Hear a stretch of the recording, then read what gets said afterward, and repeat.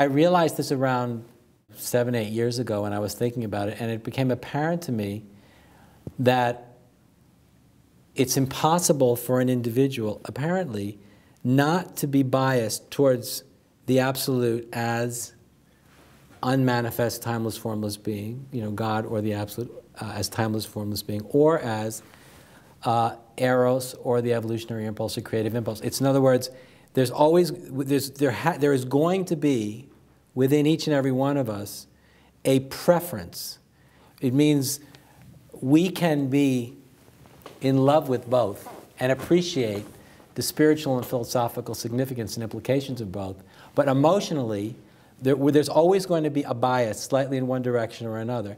In the evolution of my own teaching, as I began to awaken to Eros myself, because the experience of Eros is at the level of actually pure experience, is very different than the experience of the ground of being. They're both the absolute. They're both God. Aren't they the same in essence? No, they're not, because doesn't Eros, isn't Eros the expression of the ground of being? Isn't the ground of being also, in a very profound way, expressing itself as the whole evolutionary process since the beginning of the Big Bang, and therefore that piece that's indifferent to what arises also is wanting to evolve? Yeah, what you're saying, both simultaneously. They're both true. They're both true. But the point is that God or spirit, as the unmanifest ground of being, at the level of human experience, is experienced as peace, as desirelessness, as freedom from wanting, freedom from attachment, freedom from differentiation, freedom from all things, ultimate and primordial freedom from everything. And there is, and also freedom from the urge to become, the urge to exist, and the desire to participate, the desire to be part of. It is ecstatic freedom from all of that. And to the degree that one is able to experience the nature of that ground, one really doesn't care whether the whole universe claps in upon itself or not. But the emotional experience is of deep and profound peace and freedom from wanting anything. Okay. The experience of the absolute or God or spirit as Eros, the urge to become, is this relentless urge, this experience of this relentless, thriving, throbbing, ecstatic urgency that is ceaselessly wanting more and more and more and more and more and more. It's ceaseless, and it is ceaseless. It's unrelenting. And it will never be satisfied because it's always moving. So no matter how far we go, because you see, the attention or the nature of Eros is always looking towards the next possibility and the next. The attention of Eros is never on the present moment. It's always on the unmanifest potential of the next moment. So it's always a kind of an unrequited, shall we say, urge that is always seeking for the next. Well, it's my experience. Which is one second. It's my experience that the one manifests as the other. I can't look at this and say, oh, I must prefer Eros because I feel that so strongly. Well, no, but because for me, the root of my commitment to Eros was in that experience of liberation of the timeless being. I understand that, but the preference will be whether the individual feels it's more important to experience freedom from mind and time and form, whether that is given greater significance, or whether the individual gives greater significance to the fact that the universe must evolve through us, and that has the greatest sense of urgency and importance. Well, I am convinced emotionally, philosophically, spiritually, that affecting change in the cosmos is more important than resting in being. That I experience it as of greater value and of greater importance. And so I can tell you personally that I give much greater value and much greater importance on affecting change in the interior of the cosmos than I do upon the experience of resting in being. I can speak and I can teach people how to experience the timeless and formless ground of all being. And when I lead retreats, I do that. I spend a lot of time on it. But it's not where my heart is anymore. It's not where my heart is. I find that a little hard to understand because it's been my experience that I need to go back into meditation and at least touch that utter freedom on a regular basis, because that utter freedom continually gives rise to the sanity and clarity out of which I feel impelled to serve, but that's also and to be true. the agent of that positive evolutionary future. But that's also true. But I feel like part of my evolutionary urgency puts my butt on the cushion every morning, because my fidelity to my practice life is part of how I'm a trustable expression of this emerging we. But you could also imagine coming to a point where you were so stabilized in your own development that you didn't need to sit on any cushion in order to have access to that evolutionary urgency. That's imaginable, right? Oh, totally. I mean, and the days that circumstance prevents me from having a very long sit don't reduce that. But there's a kind of paradox here, you know, the gradual and the sudden path and the transitions of life. But as a dharma for almost any serious practitioner, I think for most people, a sane life is a life of practice that no one expects will ever come to an end necessarily. Terry, I'm teaching these retreats now every summer, so the first 10 days is only about awakening to the ground of all being, and I give people the experience of it, and then as they have the experience, I talk about the philosophical implications of what that experience is all about, and we go very deeply into it. But when those 10 days are over, we transition, and we enter into a different intersubjective universe, which is fueled by eros, and its flavor, the flavor, the content, the context of God as eros is only about becoming. And so one of the most interesting, to me, one of the most interesting... But doesn't being become? It's my experience that moveless, still silent, vast, utterly peaceful heart is getting my butt up and putting me in this chair and having me have this conversation with you and try to move forward this cultural emergent. But paradoxically. Well, if it's true, then it's always true, whether you were sitting on your cushion for 2 or 3 hours or not. Okay, so that's the point. So if it's true, then it's always true. And to the degree to which we've actually internalized the actual truth of that, whether we're actually making the effort to be still and actually accessed the direct immediate experience of consciousness as timeless, formless being or not doesn't really matter. Yes, I agree with that. But in the way that I teach, I'm biased towards awakening to the moral imperative of the urgency of the evolutionary impulse. I'm leaning over there. But rooted in both. There has to be both.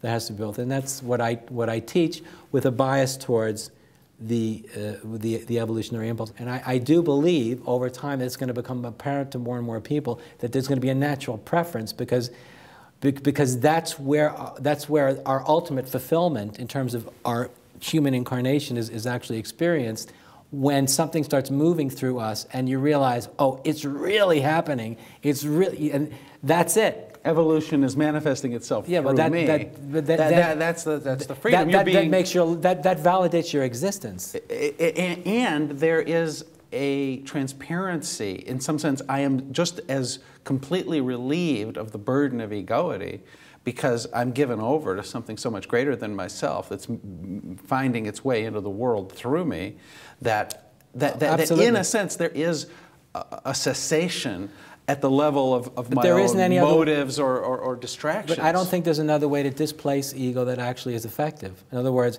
if people are very mindful, if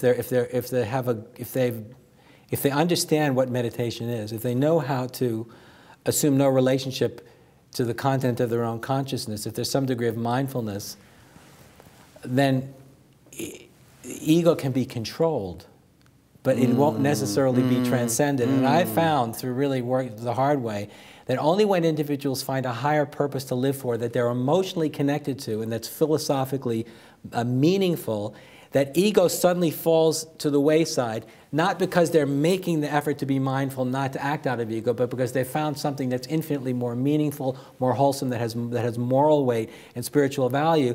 And then I found, it's only then, I think only then, and not for any other reason, that people begin to find a deeper sense of dignity and self-respect, moral weight. Yeah. And that all the mindfulness in the world, I don't think, is capable of generating. And not only that, if we take a completely third-person perspective on this, and we say, gee, most of these folks were originally motivated to enter into the spiritual path because they realized that human problems were not going to be solved with the level of consciousness that created them, that their world was in a dilemma that required a higher consciousness. The higher consciousness that is simply getting off the wheel and appreciating a subjective peace is not the higher consciousness that's going to solve the problems of life that drove us into the path in the first place. Exactly. It's only through becoming the embodiment of the evolutionary impulse, pressing into the yet still emergent, not clarified, not concretized, new forms of cultural expression, that we have any hope of redeeming the premise that brought our whole generation and the generations before onto the path. Exactly. It was because we had to be the presence of a higher consciousness in the affairs of life. That's what all of my work is focused towards, catalyzing exactly that kind of catalyzing the discovery and adaptation of that, exactly that orientation to life. Exactly that orientation to life specifically. Because to me, that's when the party starts.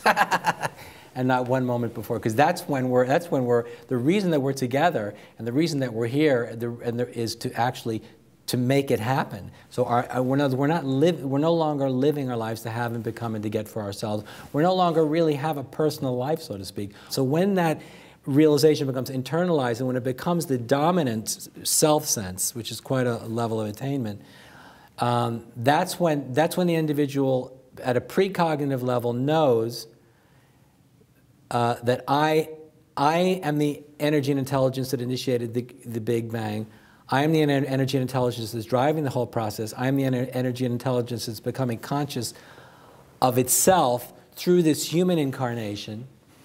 And that's what a cosmocentric orientation is. It's when we begin to see every aspect of our human experience, every single aspect, including our psychological experience, including our physical experience, including our spiritual experience, as the expression of a cosmic process. So I am the process awakening to itself. And it's only then that we can see everything else that's happening to everything that's happening to us and everything that's happening in the world from the perspective of process. And then it's not just a philosophical position. It's internally. We are experiencing evolution, expressing itself through us.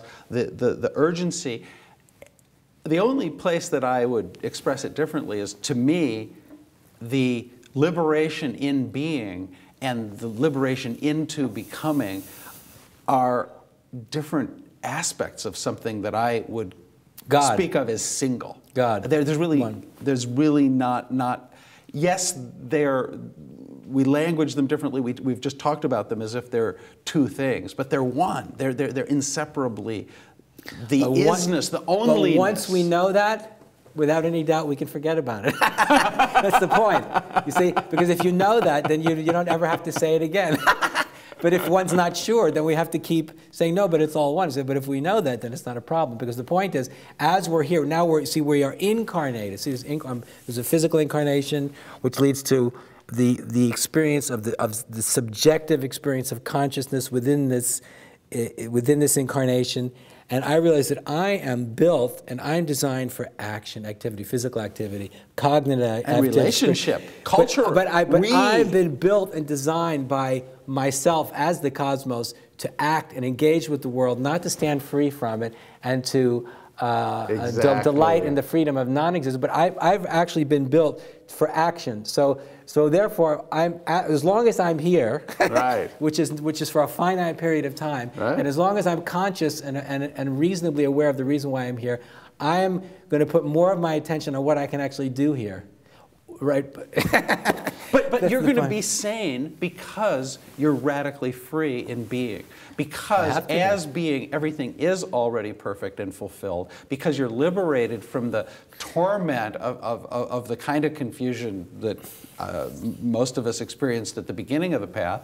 And out of that sanity makes it possible for you to engage in service of something larger than yourself with integrity, and not as a compensatory mechanism to give meaning to a tormented life that is fundamentally in a problem. And people who try to emulate this evolutionary urge without some grounding in that liberation are going to tend to bring an aberrated energy to it. And that aberration can distort the whole thing. The we we're talking about is grounded in a connection to that liberation. Sure. And that's why regular practice is so important to almost everyone who's participating in that we. But your grounding in the freedom of being is not optional and has to be there. And for most people, the way that manifests is through regular practice.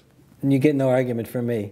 But but since you brought it up again, I'm going to insist that once the individual gets to a certain point of stabilization and has some real confidence, and once they begin to awaken to Eros, and once they begin to actually experience it, they begin to experience a natural preference towards making something happen rather than being. It's a natural developmental progression, and I'm sure about this because I think it's the evolution of enlightenment itself